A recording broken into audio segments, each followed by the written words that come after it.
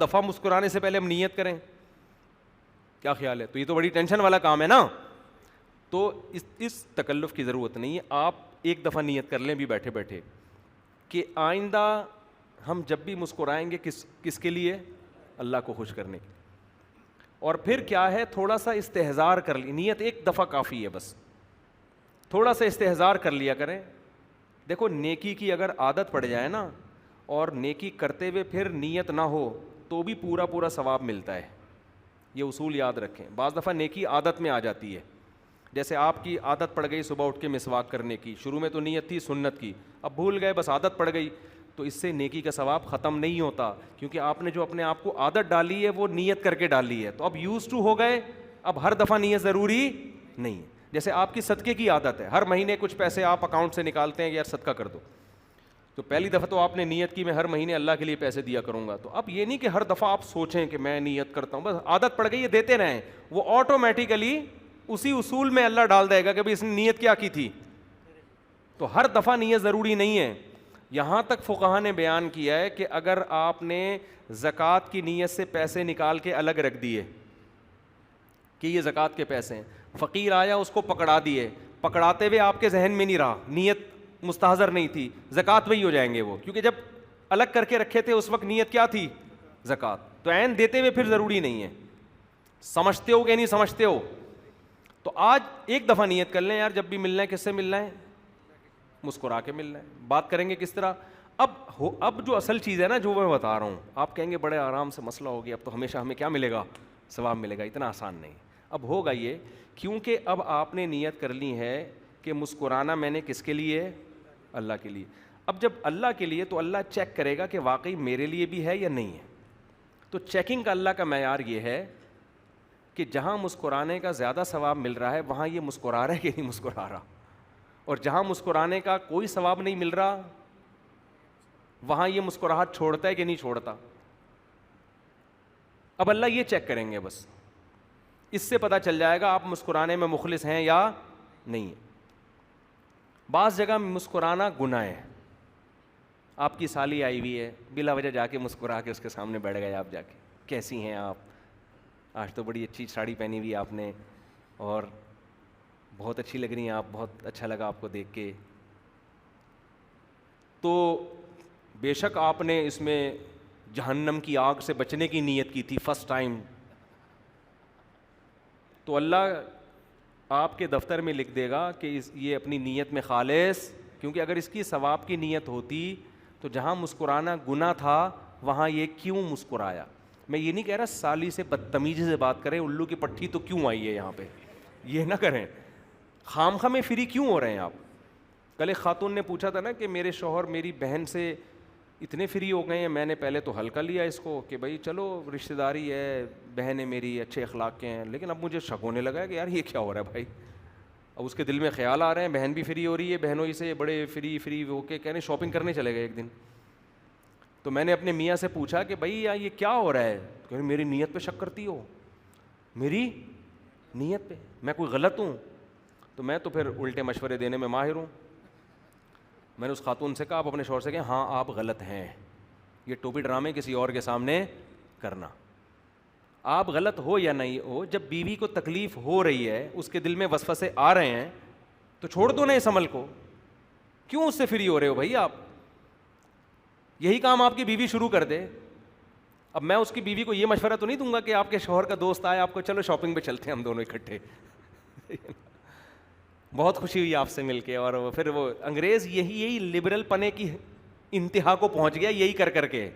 شروع میں وہ دوستوں کی بیویوں سے ملتے تھے, نائس ٹو میٹ یو, کہ nice to meet you too کر کے, بڑے مل رہے ہیں آپس میں, گلے ملنا شروع کر دیے انہوں نے کہا ہماری نیت ٹھیک ہے, گلے مل رہے ہیں, کوئی مسئلہ نہیں ہے. پھر ہوتے ہوتے بچے بھی پیدا ہونا شروع ہو گئے کہ ہماری نیت میں کوئی فرق نہیں, بچے پیدا ہو رہے ہیں, تو بچے تو نسل بڑھانی ہے تو چلو اس طریقے سے بڑھ جائیں گے. ہوتا کیا ہے, یہاں تک ہو گیا کہ ابھی ایک شادی مجھے علم میں آئی, وہ گھر والوں نے بتایا کہ یہ دیکھیں کہ عجیب سی شادی ہے, ان کو پتہ ہی نہیں تھا بیچاروں کو ایسا بھی ہوتا ہے یورپ.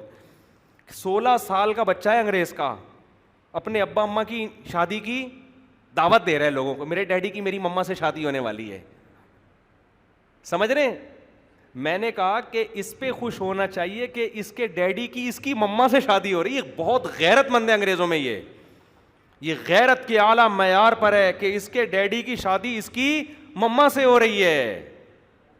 یہ تو جنت میں جائے گا ان کے حساب سے. غیرت مند ہے بھائی. آپ کے ڈیڈی کس سے شادی کر رہے ہیں؟ آپ کی امی سے. ورنہ آپ کے ڈیڈی کی شادی کسی اور کی مما سے ہوگی. نہیں یار, یہ کلچر ہو چکا ہے. تو یہ تو بہت نیک آدمی ہے جس کی کہ اس بچے کے ابا کی شادی بال اتفاق کس سے ہو رہی ہے؟ اس کی امی سے ہو رہی ہے. اس میں فائدے ہیں نا, کرسیاں ورسیاں لگائیں گے ابا اما کی شادی میں. تو اس لیے براڈ مائنڈیڈ بننے کی ایک لمٹ ہے. تو آپ کے گھر میں سالی آ گئی, ٹھیک ہے, اگر اس نے سلام کیا آپ سلام کا جواب دے دیں. اول تو اس پہ پردہ لازم ہے, مرد پہ پردہ لازم نہیں ہوتا. اس نے سلام کر لیا, وعلیکم السلام. بہت زیادہ ہو گیا, آپ خیریت سے, اپنی بیگم کی موجودگی میں پوچھ لیں آپ خیریت سے؟ الحمدللہ, ٹھیک, اپنا خیال رکھیے گا. بس بھابھی سے بھی اتنا فری ہو سکتے ہو آپ. اب ایک صاحب مجھے کہنے لگے, مصعب اب بھابھیوں کے بارے میں, ہم اب بھابھی بعض دفعہ ساتھ بیٹھی ہوئی ہوتی ہیں, بیان کر رہے ہوتے ہیں, آپ اس طرح کی باتیں کر دیتے ہیں کہ بھابھی سے بھی ریزرو رہیں, آپ فری نہ ہوں, تو ہمیں عجیب سا محسوس ہوتا ہے. بعض لوگ یہ کہہ رہے ہوتے ہیں نا کہ جوائنٹ فیملی میں بیٹھ کے بیان سن رہے ہوتے ہیں نا بعض لوگ, تو بھائی بھابھی سے بھی آپ, ٹھیک ہے, گھر میں جوائنٹ فیملی ہے, خیریت پوچھ لی, انہوں نے آپ سے چائے کا پوچھ لیا, کافی ہے. سامنے بیٹھ کے فری ہونے کی ضرورت نہیں. تو وہ صاحب مجھے کہنے لگے آپ ایسی باتیں, جیسے میں نے ابھی کر دی نا یہ بات, ہم فیملی سے ہمارا بہت, میں نے کہا ٹھیک ہے, پھر میں بیان میں اس طرح سے کہوں گا کہ جو اپنی بھابھی کے ساتھ بیٹھ کے بیان سنیں پلیز کائنڈلی تھوڑی دیر کے لیے دوسرے کمرے میں چلے جائیں, میں بھابھی کے بارے میں بات کرنے والا ہوں.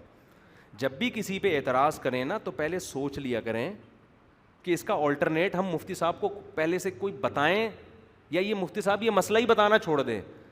تو کوئی آلٹرنیٹ ہو تو بتائیں, نہیں ہے تو پھر چپ کر کے سن لیا کریں. ہمارے یہاں بس یہ جو اعتراض آئے پارسل کر دو, سوچتے ہی نہیں ہے کہ اگلا کے پاس اس کے علاوہ کوئی آپشن نہیں ہے. تو میں یہ کر رہا تھا جہاں مسکرانا افضل ہے تو اب آپ کیا کرو گے؟ اللہ کے لیے.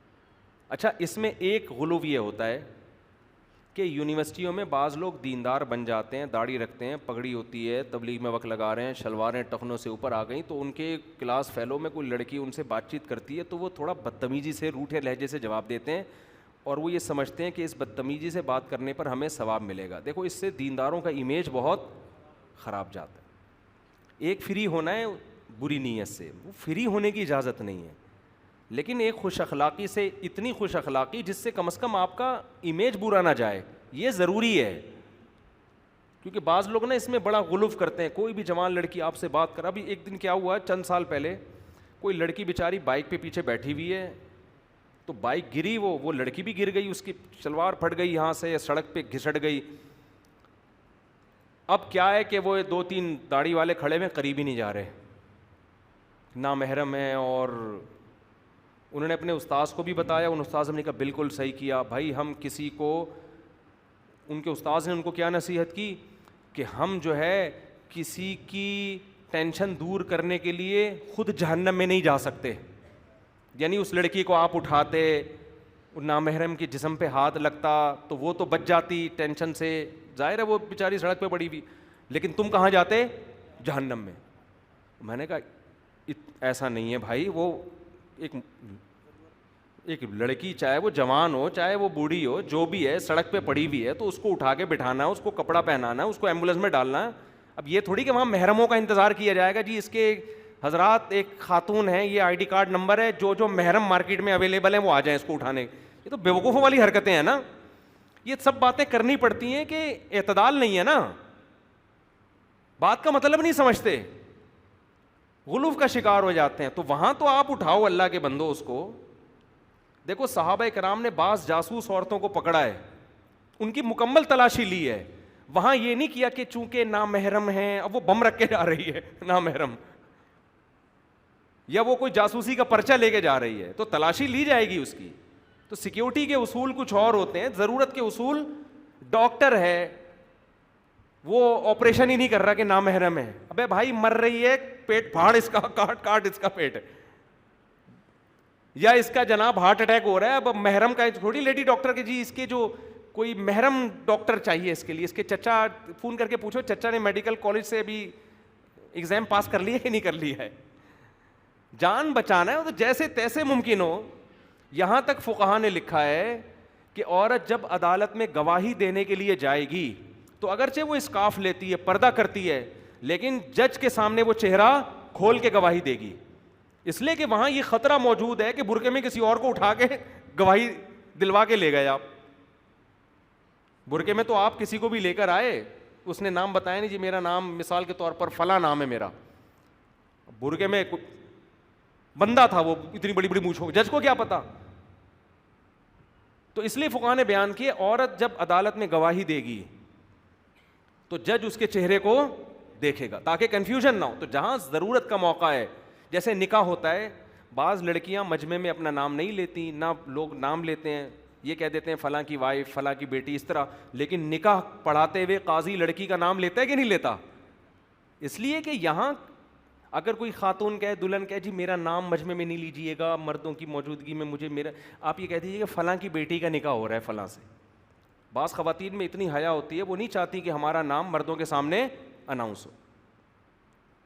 ہوتا ہے بعض جگہ, تبھی دیکھیں نا قرآن نے بھی عورتوں کا نام نہیں لیا کہیں بھی. حضرت مریم کا نام لیا وہ ایک حکمت سے, ورنہ قرآن جہاں عورت کا تذکرہ کرتا ہے تو کبھی نوح کی بیوی, لوط علیہ السلام کی بیوی, حتیٰ کہ فرعون کی بیوی, فرعون کی زوجہ کا نام آیا تو نام نہیں لیا بلکہ فرعون کی بیوی. تو قرآن جہاں بھی عورت کا نام نہیں لیتا. اس سے پتہ چلتا ہے کہ خام خام مجمع میں عورت کا نام لینا حلال حرام کا مسئلہ نہیں ہے, لیکن ایک جن عورتوں کی طبیعت میں حیا زیادہ ہوتی ہے وہ اس بات کو پسند نہیں کرتی. اس کا حلال حرام سے تعلق نہیں ہے, لیکن پسند نہیں کرتی. وہ لوگ بھی اپنی بیٹیوں کا نام مجمع میں لینا پسند نہیں کرتے, بس یہ کہہ دیں گے میری بچی, اتنا کہہ دیں گے. لیکن نکاح میں ایسا نہیں ہے کہ آپ کہیں فلانی کی بیٹی کا, میں نے اس آپ سے کی بات نہیں کر رہا, یہ ہاں قبول نہ بول دیں تو یار بیٹھے ہوئے بولے ابھی میں کہتا ہے کیا کہہ رہا ہوں فوراً قبول ہے, ایسے بول دیتے. تو فلانی کی بیٹی کا آپ سے نکاح کیا کسی سے بول دے آدمی, ایسا نہیں ہے. فقہا کہتے ہیں پورا پورا نام لیا جائے گا. کنفیوژن پیدا نہ کرو. ادب ایک حد تک اچھا لگتا ہے, حیا ایک حد تک اچھی لگتی ہے.